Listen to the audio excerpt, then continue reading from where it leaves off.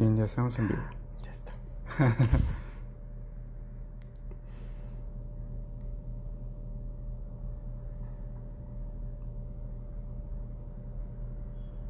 Buenas tardes.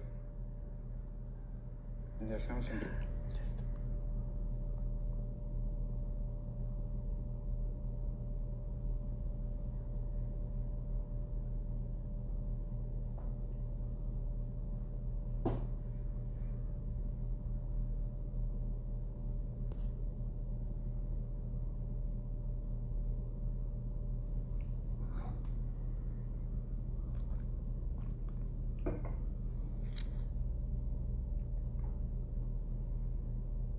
¿Listo? Listo. Yep.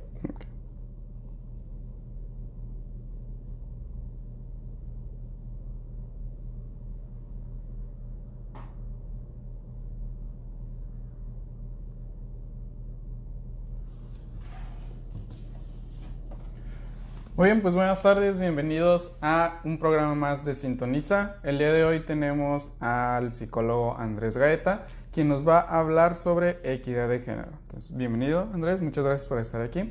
Y pues te vamos a pedir que te presentes brevemente ante el público que nos vaya a ver.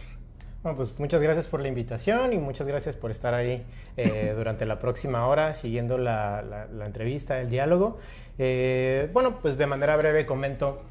De formación soy psicólogo clínico, estudié acá en Tijuana, en CETES Universidad, y a posterior estudié una maestría en salud pública, en ciencias sociales y del comportamiento, en el Instituto Nacional de Salud Pública, en Cuernavaca. Y bueno, entre esos dos ejes, psicología y salud pública, me he estado especializando en temas que tienen que ver con consumo de drogas, diversidad sexual, violencia de género, masculinidades, VIH, y mi experiencia laboral me ha llevado a estar en diferentes organizaciones de la sociedad civil, particularmente en Centro de Servicios SER, en donde soy presidente de la mesa directiva, y en proyectos de investigación para la Universidad Autónoma de Baja California o para la Universidad de San Diego en California. Y actualmente estoy dando clases, estoy como docente en la Facultad de Medicina y Psicología en UABC, en Unipac, y también he dado clases en UDC y en la Universidad de Durango. Muy bien, entonces actualmente te dedicas principalmente a la docencia e investigación. Sí. Muy bien. Pues aprovechando también que es el famoso mes del orgullo, tanto este tema como el anterior dedicados a este tabú que engloba la sexualidad en general. Pero muy bien, entonces vamos a ver el día de hoy equidad de género, y para comenzar quizás sería importante definir estos dos conceptos por separado, qué es equidad y qué es género. Sí, acá es importante identificar que la palabra o el concepto equidad muchas veces se confunde con el término de igualdad, ¿no? Okay. Cuando hablamos acerca de igualdad, y muchas veces seguramente ya lo han visto, se habla de igualdad de género o de equidad de género. Cuando hablamos de igualdad, pues tiene que ver que le corresponde a cada persona las mismas partes, ¿no? Como todos iguales, todos la misma cantidad, okay, todos bajo las mismas condiciones. Pero cuando hablamos de equidad, hablamos acerca de lo que le corresponde a cada quien. Hay quienes necesitan mayor atención, hay quienes necesitan mayor recurso, okay, hay quienes tienen situaciones de vulnerabilidad o de violencia mayores y requieren, ¿no?, como mayor énfasis ciertos programas específicos. Entonces, de ahí la diferencia cuando hablamos acerca de equidad, y eso ya nos pone un poco ya en perspectiva el tema sobre el género, porque la relación entre los hombres y las mujeres es desigual. Por eso hablamos acerca de equidad, ¿no? Socialmente no le otorgamos el mismo valor a los hombres y a las mujeres. Okay. Y en consiguiente, pues hablaríamos acerca del género. Ese es un concepto muy amplio. Y lo primero que tenemos que identificar es que el género es una construcción social. El género forma parte del dominio de lo social. Muchas veces nosotros asociamos el género a los genitales, asociamos el género a lo que se da en el nacimiento, ¿no? Nació niña, nació niño, pero en realidad el género es una construcción social. Muy bien. Cada sociedad decide cuántos géneros van a existir, decide cuáles van a ser las expectativas de esos géneros. Actualmente nosotros vivimos en una sociedad binaria, ¿no? Hombres y mujeres, pero si nosotros hacemos una revisión un poco histórica, vamos a encontrar que hay sociedades que tenían más de 2 géneros, ¿no? Y todavía las podemos ver en el territorio mexicano, en la cultura zapoteca, con las muches, es un género específico. No son ni hombres ni mujeres, tampoco son trans, son muches. Sí. Y lo mismo podemos encontrar también en otras culturas de Norteamérica, como los 2 espíritus, que es una situación también similar. Y bueno, pues el género es muy diverso. Actualmente me ha tocado escuchar esta lucha, discusión, batalla entre sociedad y algunas instituciones y personas en general para tratar de quitar esa binariedad, no sé si le podría llamar tal cual así, en el género, o sea, que no nada más es hombre, mujer, masculino, femenino, sino que hay otra gama de posibilidades dentro de este concepto.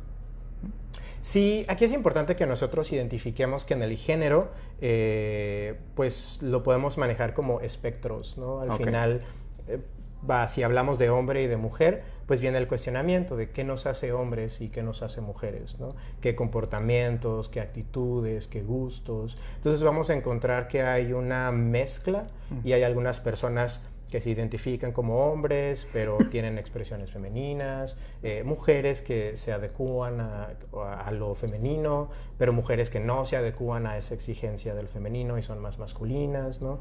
Y va a depender de el lugar en donde nosotros vivimos, va a depender de la religión, del espacio social, ¿no? De pronto también podemos hacer algunos ejercicios como históricos a partir de nuestro sistema familiar, ¿no? Revisar qué cosas yo como hombre puedo hacer o se espera que yo haga y comparar si es lo mismo que le pedían a mi papá o a mi abuelo. O lo mismo con las mujeres, ¿no? Hacer esta revisión. De pronto podríamos llegar incluso, quienes tienen más o menos la edad de 20 y tantos, 30 y tantos, hacer una revisión de cuál era la vivencia de mamá y cuál era la vivencia de las abuelas, ¿no? No olvidar que nuestras abuelas crecieron en un mundo en donde no podían votar, por ejemplo, ¿no? Muy bien.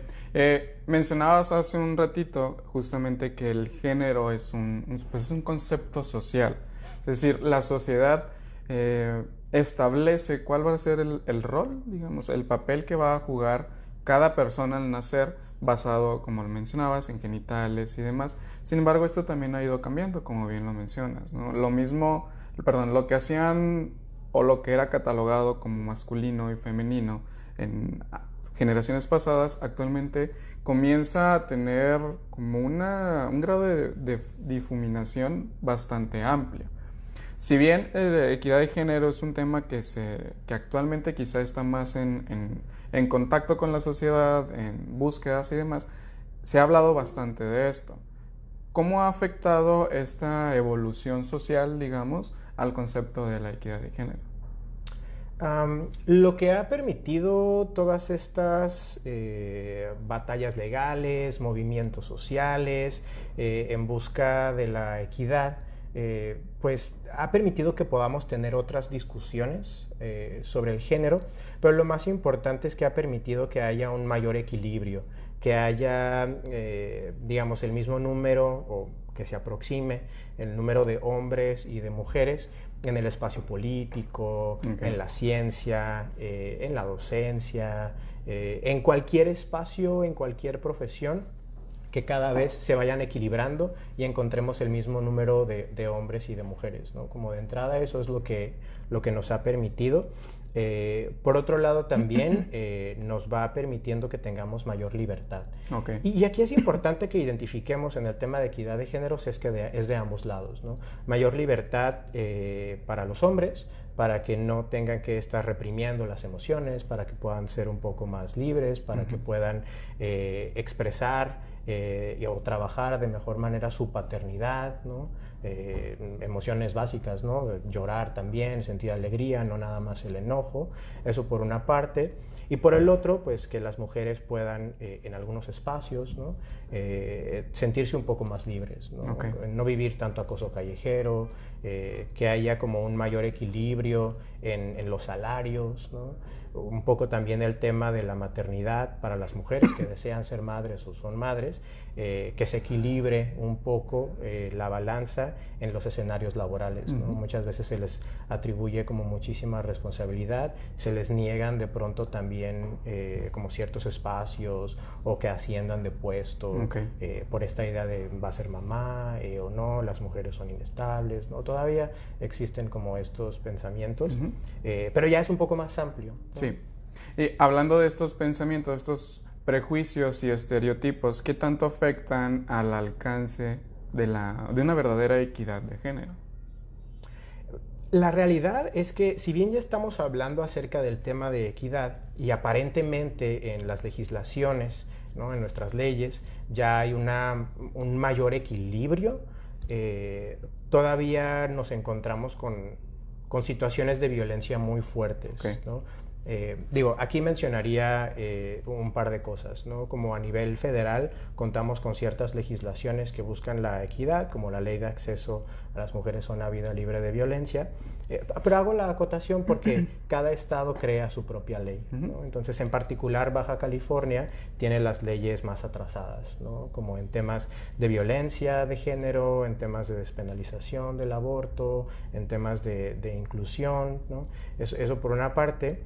Y por el otro es que todavía existe una tasa de violencia basada en género, de acoso callejero, de acoso sexual, de violencia física muy alta en México, ¿no? Y aquí podría colocar como en perspectiva, a nivel global, 1 de cada 3 mujeres ha experimentado algún tipo de violencia física o sexual, principalmente por sus parejas. Sin embargo, en México el número de mujeres que han experimentado violencia física o sexual es 6 de cada 10.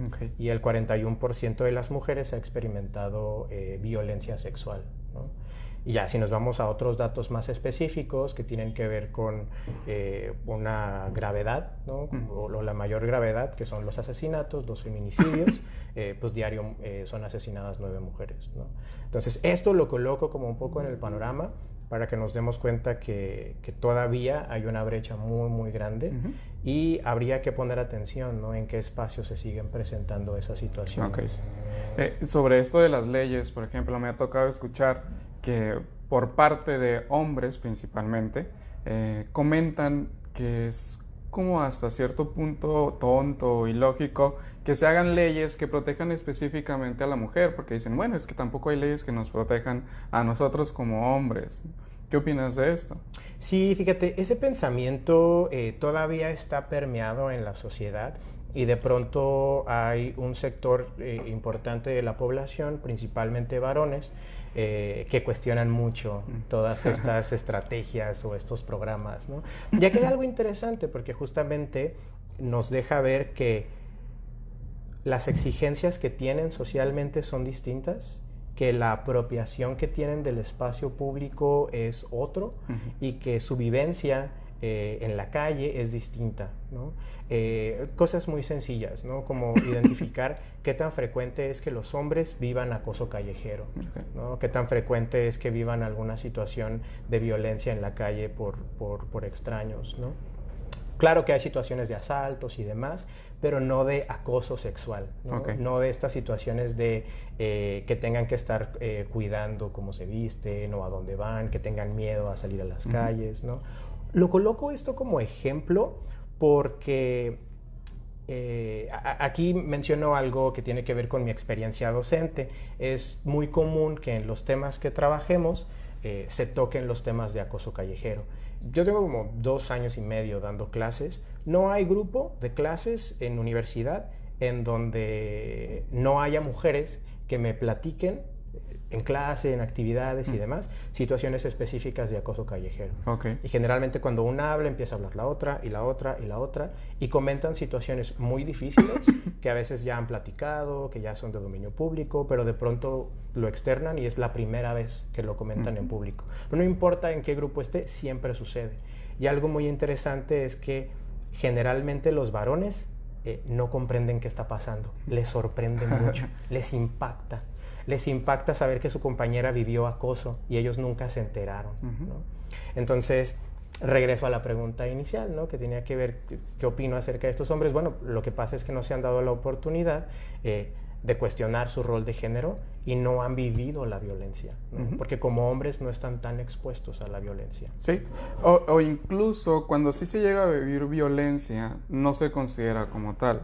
Hablando de casos en los que se pudiera comprobar tal cual violencia de género hacia el hombre, digamos, ¿no? Claro, y aquí menciono dos cosas. Uno, punto súper importante que mencionas, que tiene que ver con la normalización de la violencia. Nos acostumbramos a la violencia y muchas veces cuando estamos hablando del tema, pues sí nos sorprendemos o nos impactamos y decimos, híjole, qué bueno que en mi familia no pase, qué bueno que en mi escuela no pase.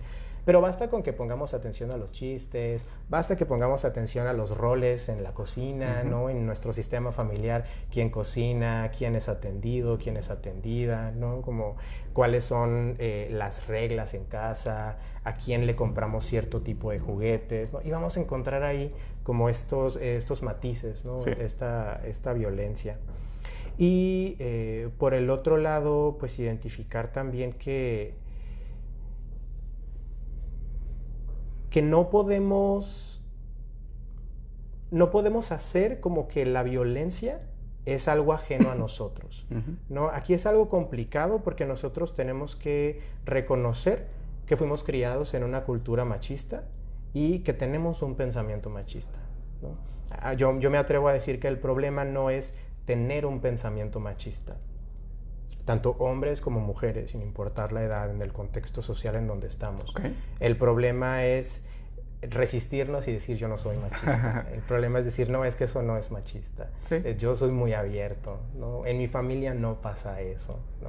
Y que quizá más que, sí, lo comentas, y sí pasa bastante el hecho de no aceptarlo, porque se esconde o se mimetiza con ciertas conductas que pudieran considerarse socialmente apropiadas o incluso romanticistas, digamos. Estos, no sé, neomachismos, vamos a ponerle tal cual, que enmascaran el machismo que hay detrás, justamente, ¿sí? Claro. Sí, tiene que ver con estas maneras como muy sutiles en donde todavía los varones principalmente se apropian del espacio público. Y tiene que ver con cosas en donde muchas veces no somos conscientes, y me incluyo porque yo también he estado como reflexionando a través de todo este tiempo cómo me fui construyendo como hombre, cuáles fueron las expectativas que cayeron sobre mí, qué era lo que sí tenía permitido y no. Y algo muy común y que de pronto lo pueden encontrar también en las redes sociales, tiene que ver con el espacio público y sobre todo con el transporte público, ¿no? Es algo muy sencillo en donde nosotros podemos identificar cómo usualmente los hombres suelen sentarse con las piernas abiertas, suelen ocupar más espacio en los asientos, y las mujeres suelen estar como más como con las piernas cerradas y demás, ¿no? Entonces aquí es interesante porque ahí detrás hay una situación de machismo, ¿no? No conscientemente, eso no significa que quieran agredir a todas las mujeres, pero significa que no han tenido la oportunidad de cuestionarse qué sucede a mi alrededor, y si la manera en la que yo camino, hablo, me muevo, le reduce el espacio a otras personas, ¿no? Y por consiguiente, las mujeres que viven estas situaciones, ¿no? Están acostumbradas a no decir nada, ¿no? Entonces, a mí me enseñaron durante mucho tiempo en mi infancia como mujer que pues yo no tenía que opinar, que yo no tenía que quejarme, que tenía que estar con las piernas cerradas. Entonces me acostumbro a eso, y ahí regresamos a lo que tú mencionabas anteriormente, ¿no? Lo normalizo. Digo, pues no pasa nada, esto es normal, ¿no? Entonces, sí es normal en el sentido de frecuente, pero pues no es adecuado, ¿no? No hay una equidad ahí. Y el concepto importante justamente que dices, normalización, y que en gran parte esta normalización pues proviene de casa. Me acuerdo hace, no sé, mi etapa preparatoria, más o menos hace 12, 13, entre 12 y 15 años, que me tocó escuchar a mamás de compañeras que decían, ve tú porque tu hermano está viendo la tele, ¿no? Tu hermano es hombre, entonces tú ponte a lavar los trastes. Entonces, ¿qué tanto afecta y sé que afecta, pero qué tanto y de qué manera podemos verlo, esta afección respecto a la crianza con estos términos machistas? Sí, y ahí es muy importante que nosotros identifiquemos también qué es lo que está sucediendo en la crianza, como tú lo mencionas, y saco a colación un tema que muchas veces en estas discusiones me ha tocado escuchar, que al final se termina diciendo, sí, es que las mujeres también son machistas, y las mujeres educaron a los machistas, y es como de, a ver, ¿no? Como generalmente, a menos de que haya... que sea madre soltera o que sea una familia homoparental, ¿no? Pero hablando como de lo que es estadísticamente mayoritario, pues hay un varón ahí también y hay un papá, ¿no? Entonces, quizá periférico, quizás ausente, pero también está educando, ¿no? Aunque no forme parte de las decisiones en ciertos espacios como la cocina o el cuidado del hogar, está dando indicaciones, está modelando qué es lo adecuado, ¿no? Y de pronto con el simple hecho de que llegue después de trabajar, ¿no? Como este escenario clásico, y se ponga a ver la tele o se ponga a hacer otra actividad, pues ya está educando a que los hombres no realizan actividades. Esperar a ser atendido. Ajá. Y nos vamos acostumbrando, ¿no? Y esa es la manera en la que seguimos socializando, con estas cuestiones como muy, muy, muy sutiles. Y afortunadamente, y como también lo comentaste, pues esto ha ido abriéndose paso a la mejora. ¿Cuáles consideras que siguen siendo los principales impedimentos o que dificulte el crecimiento o el llegar a la equidad de género? Fíjate, aquí es muy importante que nosotros identifiquemos quiénes están tomando las decisiones, ¿no? Mayormente quiénes son las y los legisladores, y aquí hago énfasis en los, ¿no? Sí. Quiénes son los gobernantes, los presidentes, los empresarios, los coordinadores o directores de escuelas, ¿no? Entonces vamos encontrando o identificando que mayormente son hombres, ¿no? Y regresamos a lo mismo, son hombres que tuvieron estas vivencias, que no están conscientes, que no saben en carne propia lo que es el acoso callejero, que no reconocen estas situaciones de violencia porque las han normalizado.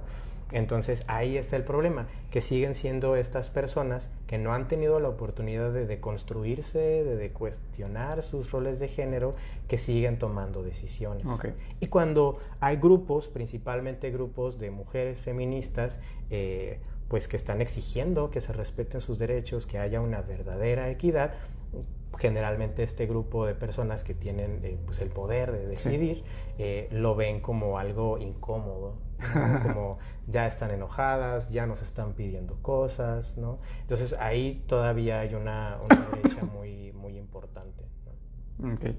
¿Qué se podría hacer entonces? Porque, digo, ahorita que mencionaste lo de las feministas, hay grupos pues, radicales que no se diferencian mucho del lado contrario, que son los machismo, ¿no? Entonces, ¿qué se puede hacer realmente en un sentido productivo, digamos, para luchar y alcanzar dicha equidad? Además de lo de revisar los roles. Aquí esta parte es muy, muy interesante porque tiene que ver también con el uso de las redes sociales, ¿no? Okay.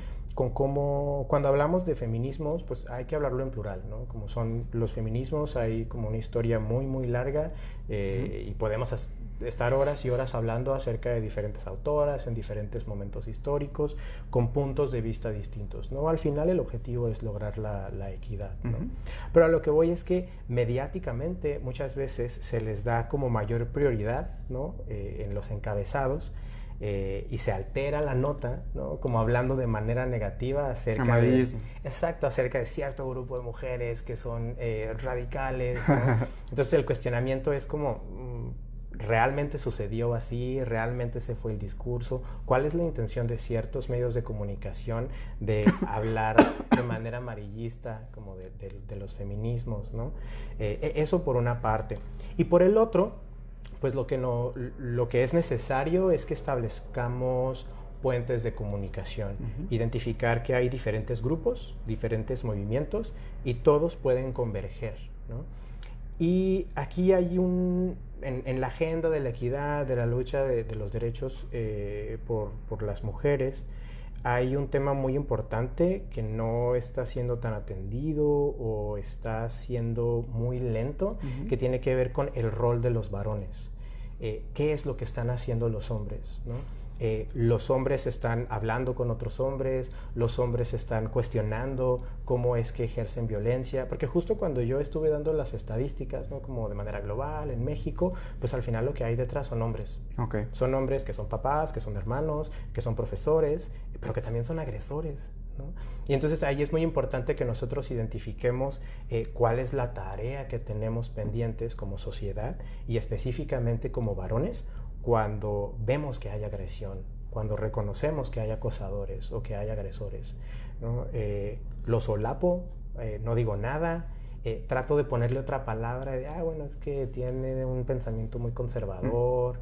Entonces ahí a mí me parece que está como una tarea súper pendiente. ¿Cuál es el rol de los hombres y en dónde es que los hombres tienen que estar trabajando? Ok. ¿No? Y aquí entra en juego la gran ignorancia que existe al respecto del tema, porque quizá muchas de las personas, yo creo que la gran parte de quienes nos pudieran estar viendo, han escuchado el término equidad de género. Sin embargo, sigue existiendo un margen de desconocimiento al respecto bastante amplio, y que aquí pueden entrar estos varones que comentas, ¿sí? Respecto a también saber que sí es violencia y que no es, dejar de normalizar como lo pusiste, porque existen, y lo hablábamos en otro tema con Mónica, estos microviolencias que si bien no se identifican o no lo queremos ver como violencias tampoco, ¿no? ¿Qué se pudiera hacer respecto a esta población específica de varones, voy a decir varones ignorantes, sin afán de ofender, para reeducar en este concepto? Pues aquí en esta parte es complejo porque tiene que ver con una estructura que ya se afianzó en la personalidad y ahora coloquialmente tiene que ver con mover el tapete, ¿no?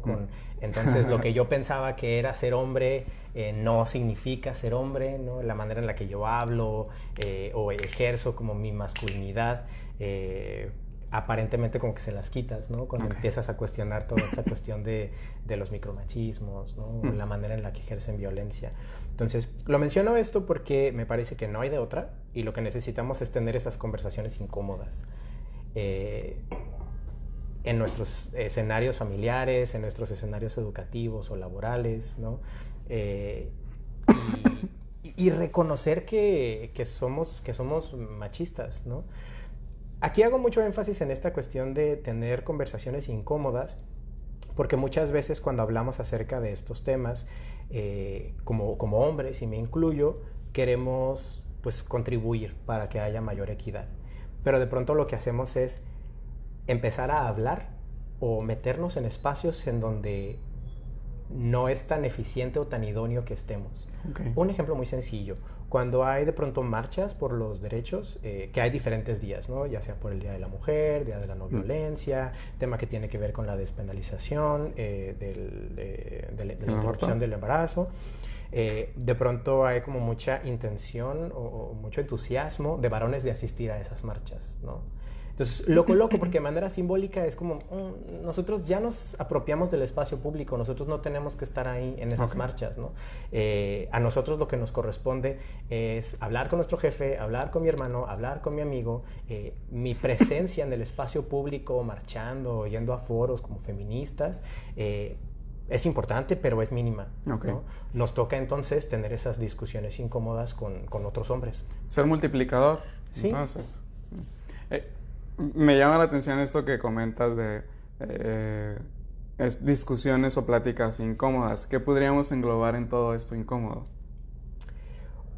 Hablar acerca de estas cuestiones incómodas tiene que ver con cosas como muy sutiles o muy graves, no sé, por poner ejemplo en nuestro sistema familiar.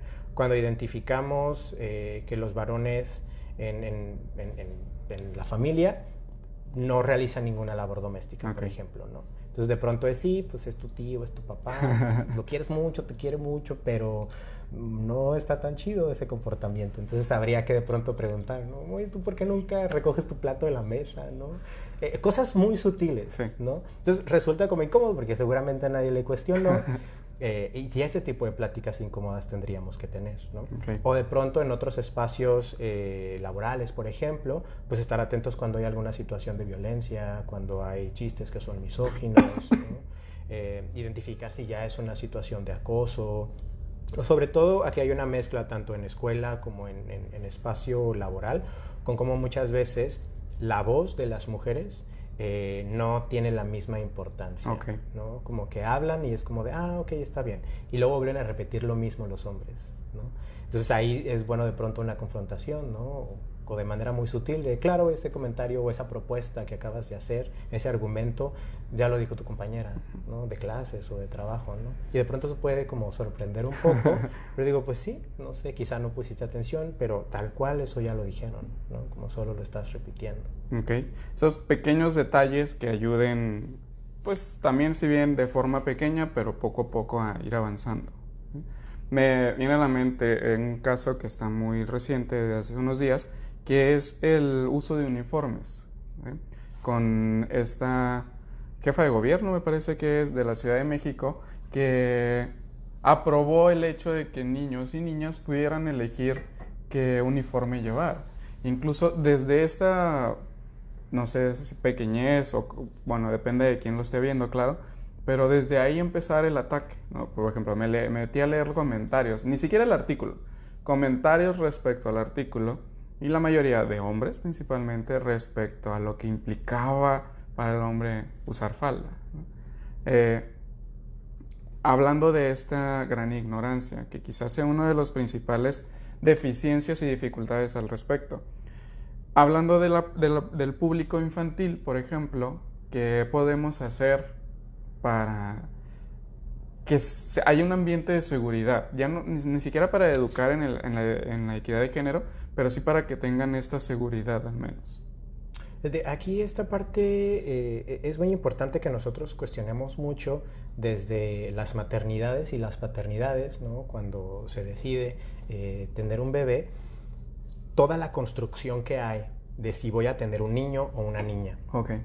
Porque ya les inventamos una historia y una serie de expectativas, ¿no? Incluso a mí me genera mucho conflicto cuando hay estas fiestas como de gender reveal party, sí. ¿No? Como para ver cuál va a ser el género. Entonces de pronto yo digo como, ay, no sé, qué miedo de pronto, ¿no? Como toda la expectativa que le vas a poner a ese cuerpo pequeño de cómo tiene que llamarse, cómo tiene que ser, a qué se va a dedicar, cómo se tiene que comportar, ¿no? Entonces, de entrada, reconocer que nosotros mismos, como mamás o papás, ¿no? Colocamos una expectativa súper grande y la continuamos con los colores que empezamos a escoger, con las vestimentas que le vamos a colocar, de qué le vamos a disfrazar en Halloween, de qué va a ser su fiesta de cumpleaños, ¿no? Y ahí viene como esta cuestión de las niñas de princesa, ¿no? Delicadas, que esperen ser rescatadas. Rositas. Y los niños, pues de superhéroes, pues, que utilicen su fuerza física, ¿no? Como, y así va como todo este recorrido, haciendo una revisión acerca de los juguetes, ¿no? A quién le regalamos pues la cocinita o la muñeca, sí. De pronto esta idea como del instinto maternal, ¿no? Pues no es instinto maternal, la educaste desde pequeña, le regalaste una muñeca y le enseñaste a cuidar, ¿no? No es necesariamente malo, es algo muy bueno, el problema es que eso se le enseña solamente a las mujeres, o mayormente a las mujeres, ¿no? Y a los hombres se les limita, ¿no? No, tú con los carritos, ¿no? Entonces, cada vez lo vemos menos, ¿no? Si de pronto quienes escuchan dicen, no, eso yo no hago con mis hijos, o eso no pasó en mi sistema familiar, qué bueno, pero la realidad es que forman parte de las menos, ¿no? Como eso todavía sigue sucediendo en los sistemas familiares, ¿no? Entonces, con este recorrido que acabo de hacer, si nosotros ponemos atención a la manera en la que educamos desde la infancia, pues vamos a crear a personas que sean mucho más conscientes del espacio que usan, el patio, la casa, la manera en la que hablan, la manera en la que se dirigen, ¿no? Y eso lo llevo a la nota que sacaste, que nos estabas mencionando acerca del uso indistinto del uniforme, ¿no? Con cosas tan sencillas como una falda, ¿no? O un pedazo de tela, limitas a un sector de la población que si está haciendo frío, pues va a tener frío en las piernas, que si está haciendo mucho viento, tiene que estar cuidándose de que no se le levante la falda, de que no puede subirse a las escaleras o a los árboles con tanta facilidad, porque le dicen que tiene que cuidar de que no se le vean las piernas o la ropa interior, ¿no? Entonces, con esas acciones nosotros ya estamos limitando y les estamos enseñando a apropiarse del espacio público de manera diferente.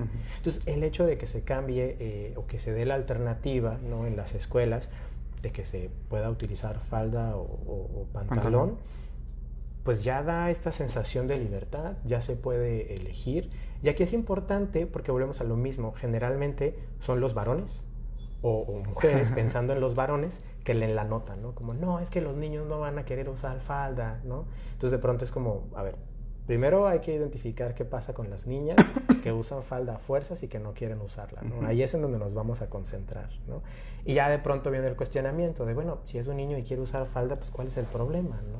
Ahí es en donde empezamos a identificar estos pensamientos machistas, porque de fondo, pues pensamos que lo femenino es negativo, ¿no? Entonces, en realidad a mí me parece como muy importante y pienso que a futuro eso, pues, tendría resultados muy positivos con la manera en la que se relacionan los géneros, tanto niños como niñas, ¿no? Sí. El esperar que esas discusiones las vamos a tener de adultos, pues no es lo más adecuado, ¿no?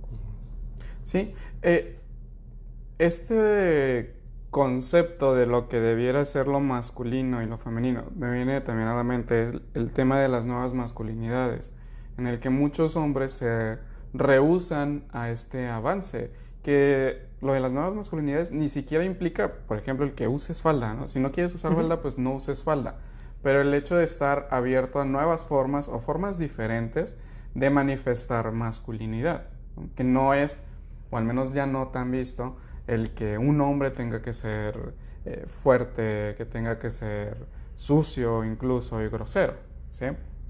Porque me regreso a lo de los comentarios y eran cosas como, y pensar que antes cazábamos mamuts, que creo que es el que más se repite en toda publicación que hable sobre masculinidades diferentes, como el hecho de usar falda, ¿no? Comentarios como que, bueno, pues es que por ejemplo en Escocia es normal que los hombres usen falda. Y entonces otros hombres apoyaban sí el comentario, pero bueno, es que eso es en Escocia y es parte de su cultura. Pero entonces si es parte de una cultura y lo vemos como algo normal, ¿por qué no verlo como algo normal aquí que no es parte de nuestra cultura, ¿no? Claro, y aquí también, o sea, tal cual con los ejemplos que mencionas, hacemos una revisión histórica, y pues hay momentos históricos en donde los hombres utilizaban maquillaje, pelucas y tacones, ¿no? Y eso era lo masculino, eso era lo viril, ¿no? Entonces, pues se va modificando. El punto es que la manera en la que cada persona pueda expresar su género sea lo más abierto posible, ¿no? Que no se den como todas estas limitaciones.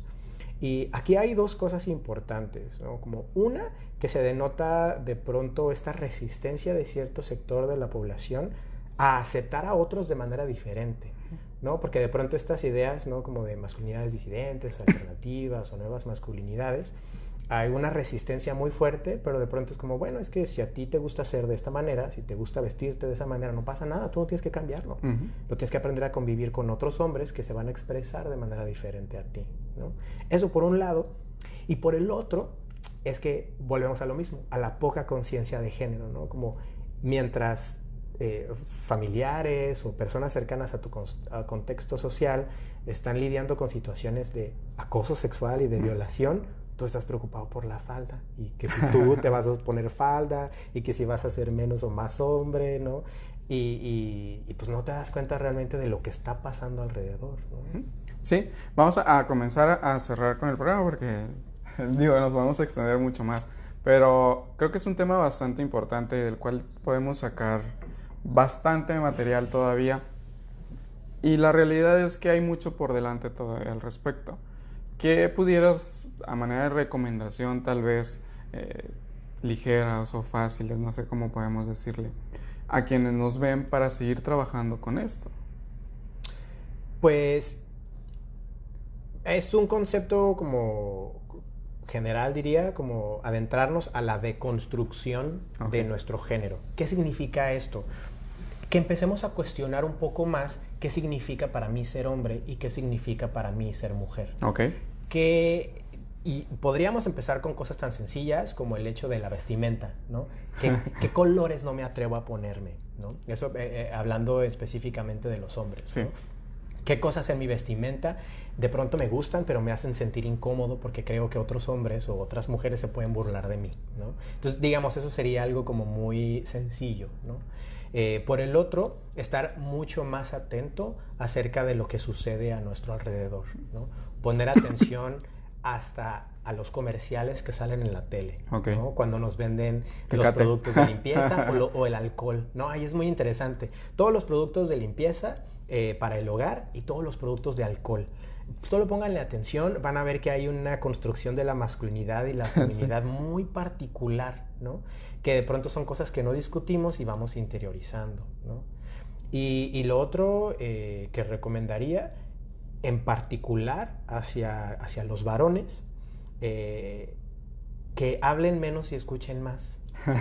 ¿No? De pronto, ¿no? Suena como un poco como hasta agresivo el comentario, ¿no? Pero bastante necesario. Pero, exacto, si realmente queremos comprender un poco, hay que guardar silencio y hay que escuchar los comentarios. Y muy importante, cuando hablen acerca, este sería el último comentario que haría para ver las preguntas si hay, cuando hablen acerca de los hombres que son agresores, ¿no? Como situaciones de violencia, hagan un esfuerzo por no defender a esos hombres que no conocen. Okay. Porque se da como muy común que dicen, no, es que hay mucha violencia, los hombres son agresores, y rápido sale el comentario de, no, todos los hombres. Algunos somos diferentes. Entonces, como, bueno, si tú realmente no eres agresor, pues guarda silencio y escucha. No están hablando de ti. No están diciendo que tú eres un mal hombre. No, que no te pongas el saco. Exacto, no te pongas el saco, ¿no? Escucha. Escucha qué situaciones de violencia han experimentado las mujeres de tu entorno y que tú no te has enterado. Sí, y comprender también, creo, hasta dónde mis límites, como dijiste hace rato con el ejemplo de las marchas, hasta dónde puede llegar mi ayuda y a dónde ya no me corresponde continuarle, ¿no? Claro, porque luego es protagonismo, ¿no? Es yo soy muy incluyente, yo apoyo. Yo soy hombre feminista. Ajá, es como, no es necesario, ¿no? Qué bueno que lo sean, pero pues ayudar, digamos, desde donde nos corresponde y hasta donde podamos también. Bien, vamos a leer entonces los comentarios del público. Bueno, dice Dora Sarmiento, hola, Dora, dice hola. Magda Rivera, felicidades, mi niño, supongo que es tu mamá. Es mi tía. Ah, tu tía. Bien. Siempre los familiares son fans del... Claro, y es muy importante tener estas discusiones al interior de nuestras familias, ¿no? Sí, que muy pocas veces, digo, y me incluyo, muy pocas veces en familia tenemos la oportunidad de hablar de esto, ¿no? Entonces, qué bueno que te esté viendo también tu familia. E incluidos algunos también de mis familias. Muy bien. Saludos, maestro. Ana Karen Cepeda. Magda, tu tía otra vez, dice, eres nuestro orgullo. Francisco Zambrano Contreras, no, saludos, los veo desde Mexicali. Saludos, Francisco, gracias por vernos desde allá. Manuel Cruz, saludos, Andrés. Y me encanta que hablemos sobre el tema, dice Avish Romero. Saludos desde Oaxaca, Andrés Gaeta Riveras, dice Dayana Gallegos. Saludos hasta Oaxaca. Abrazos. Y ¿qué dice? Mayra Tejeda Espinosa, muy bien, Andrés, saludos. Saludos, Madeleine Brito. ¿No hay preguntas? Ok, a ver. Muchos saludos, qué bueno. Muchos saludos, sí. Ok, dice, eso, hacer de su espacio un espacio feminista o de igualdad. Ok, comentario también de Cheryl A.T. Hacer el espacio feminista o de igualdad.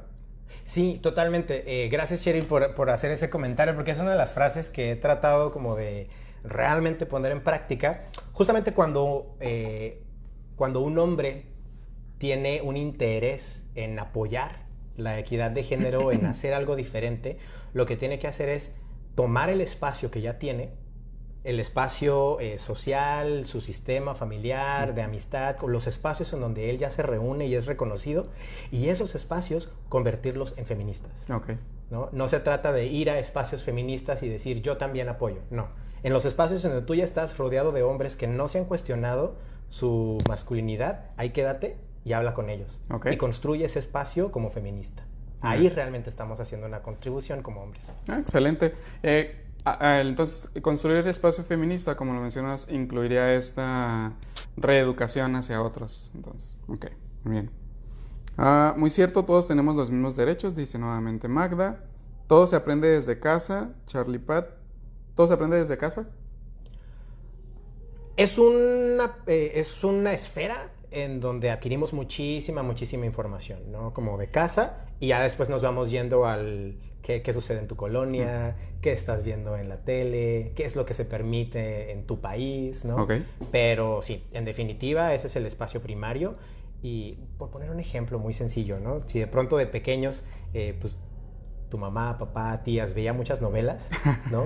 Tú no escogiste ver esas novelas, pero esos melodramas con todas esas historias de violencia se quedaron ahí, las escuchaste. Y que están llenos de machismo, romántico, diga, que tal vez lo vamos a poner entre comillas, pero machismo al fin y al cabo, ¿no? El rescatar a la mujer desvalida o en Claro. peligro. Charlie Pat, se piensa que las mujeres hablan más que los hombres y se queda esa idea porque a las mujeres se les calla más que a los hombres. Comentario también, no pregunta. Ok, fíjate esa parte interesante porque de pronto me he topado en algunos, incluso como artículos científicos o desde la ciencia, que de pronto intentan como validar esta cuestión de que las mujeres hablan más, ¿no? Pero ahí es importante, ¿no? Si regresamos al uso del espacio público, a los varones se les enseña que pueden jugar en el patio, que pueden jugar a los carritos, que pueden jugar fútbol. Entonces usan el espacio público, Ok. ¿no? Juegan más con la fuerza física. Y a las mujeres, pues generalmente tienen que estar en casa, ¿no? Como cuidadas, no te vayas a ensuciar, ¿no? Aquí nada más, ayúdale a mamá en la casa. Pues van a hablar más. Sí, y Desarrollan esa habilidad, Así es. pero no porque así sea ser mujer, sino pues porque Es esas lo que fueron les las queda. condiciones, exacto. Ahorita que mencionaste esto de jugar afuera, existe una cultura de miedo principalmente inculcada a la mujer. Por ejemplo, yo no me he topado hablando en mi área laboral con hombres, pacientes hombres, que hablen que se sienten inseguros, justo como lo decías hace un rato. Pero gran parte de las mujeres que he atendido sí dicen que les da miedo salir solas. Y más si es salir solas de noche, ¿no? Entonces, aquí entra todo esto también, lo que mencionas, del poder no ocupar los espacios, tal vez, digamos. Sí, tiene que ver con este miedo que se les fue inculcando desde pequeños, que se contrasta con una realidad en donde si sales hay más probabilidad de que vivas violencia callejera y justamente eso no es equitativo, ¿no? Sí, y que lo siguen fomentando también. Dice Ivette Orellana Castro, orgullosa de conocerte, Andrés Gaeta. Erika López, como siempre, excelente. Damaris Ceja, se le sigo, gracias. No sé a quién o qué, pero gracias. Moni Araiza, saludos, profe Gaeta. Ángeles Ramírez, excelente entrevista, Andrés, saludos. Y te amo, te dice Magda Rivera, corazón. Y saludos, Andrés, desde la playa, Emanuel Ruiz, ¿no? Pues qué envidia. Yo también quiero estar en la playa. Buen contenido, dice Mónica Rodríguez. Gracias, Mónica. Y te mencioné ahí en el video. Te voy a dar el crédito. Magda Rivera, otra vez, siempre contigo.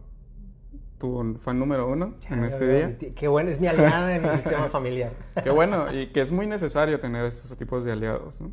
Leticia Rodríguez, saludos, Andrés. Excelente entrevista, dice María Luisa Rivera.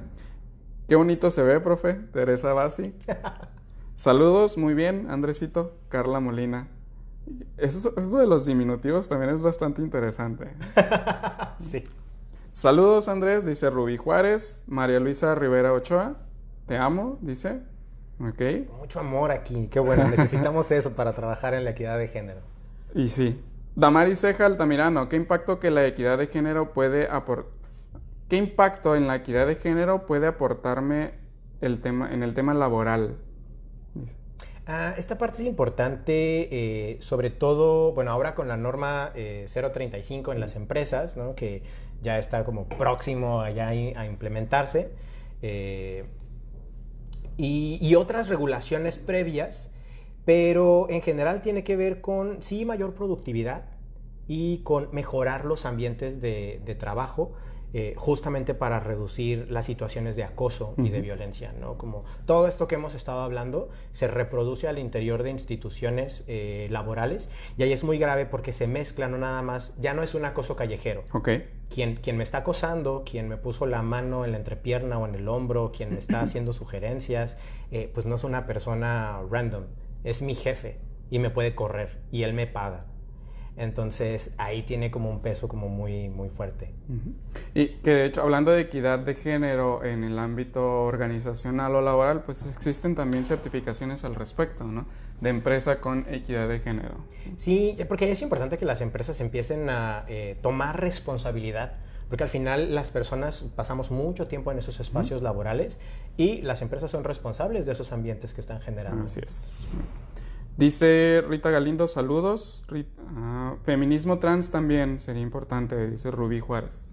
Sí, no lo abordé mucho en este tema, pero si regresamos a la definición de género y violencia basada en género, tendríamos que identificar que la violencia también incluye a las identidades trans, ¿no? Okay. Y actualmente está muy dirigido también a ello, ¿no? Que afortunadamente ya salió del DSM, bueno, de la lista de la OMS respecto a que sea una enfermedad mental, ¿no? Sí, pero todavía hay muchísimo trabajo que hacer. Desgraciadamente hay muchos colegas, que seguramente tú también tienes, que no están actualizados. Uh-huh. O que se rehúsan a actualizarse más allá de eso. Y pues eso es muy grave porque también están ejerciendo violencia. Sí, bastante. Y la gente se los compra, que es la parte más complicada de trabajar, ¿no? Dice Angélica Rivera, saludos. Andrés, saludos. Soy Erika de Guanajuato, Erika López. Ilse Guzmán, muy bueno, debería más veces, supongo que venir más veces al programa. Vamos a invitarlo próximamente a hablar de otro tema, ya sea respecto a la equidad de género o lo que consideremos importante también de hablar. Me encantó esta entrevista, dice Aline. Gracias, Michelle. Saludos, Michelle, también. Te voy a decir que tú eres mi fan, que también nos ve casi en todos los programas. Dice Melissa Gaeta, más entrevistas con él. Me imagino que también es familiar. Mi hermana. Bueno, otra aliada más, entonces. Ok. El mejor profe, dice Moni Araiza. Bueno, en este sí ponen muchos comentarios. Beatriz Silva, encantada de conocerte, Andrés. Un excelente tema y un abrazo. Y saludos y felicidades, Andrés. Orgullosa su madre y amiga de muchos años, Irene Andrade Rubio. Y por último, dice Carla Molina, muy bien, Andrés, felicidades. Ok, pues hubo pocas preguntas. Igual, ahí va a estar el video disponible. Si Andrés gusta compartir algún medio por el cual también poder contactarse para este tipo de dudas, pues lo vamos a poner ahí en la descripción del video. Palabras finales que pudieras dedicar al público antes de terminar con el tema. Pues lo que mencionaría, ¿no?, como final es que este proceso de deconstrucción y de trabajo por la equidad me parece que no termina, es un proceso constante. Okay. Yo no sería partidario de que nos sentemos y ya digamos, ya soy una persona incluyente, ya soy feminista, ya comprendí todos estos temas de la equidad. Me parece que en el momento en el que agarramos esa etiqueta y nos apropiamos de ella, dejamos de repensarnos, dejamos de cuestionar nuestro género, dejamos de cuestionar cómo seguimos ejerciendo violencia de manera sutil, hasta de qué chistes nos dan risa y que son políticamente incorrectos, ¿no? Sí. Creo que eso es un trabajo constante. Muy bien. Bueno, si hay una pregunta y la voy a hacer porque parece bastante importante. Paola Dávalos. Hace poco fui a una entrevista en donde la chica me mencionó la importancia de nuestra presentación, en este caso de vestimenta como la imagen de la empresa. ¿Cómo abordar las expectativas de, por ser mujer, de ir al trabajo maquillado con tacones? Ahí esa parte es... Ahí lo que hay que prestar mucha atención es cómo las normas de vestimenta son diferenciadas para hombres y para mujeres, ¿no? Eso es lo que yo mencionaría. Uh-huh. Si hay vestimenta o ciertos lineamientos o código que solo aplica para mujeres y no para los hombres, ahí hay una situación de inequidad. Un ejemplo muy sencillo, cuando parte de tu vestuario es usar tacones, se te está forzando, ¿no? Si no tienes la opción, si te gusta usar tacones todos los días, si te gusta maquillarte todos los días, ¿no? Qué bueno, porque es una decisión. Pero si parte del código de vestimenta es que te maquilles y uses tacones y falda, ahí hay imposición. Sí, como imposición, ahí hay una situación de inequidad, ¿no? Y hay una violencia desde la institución, ¿no? Pues muchas gracias nuevamente, Andrés, por darte este tiempo por un tema bastante importante, ¿no? Y que es necesario seguir trabajando al respecto. Muchas gracias también a todos ustedes quienes nos vieron, a quienes mandaron sus preguntas, sus comentarios, a todos en general, a estas personas que sintonizaron el día de hoy.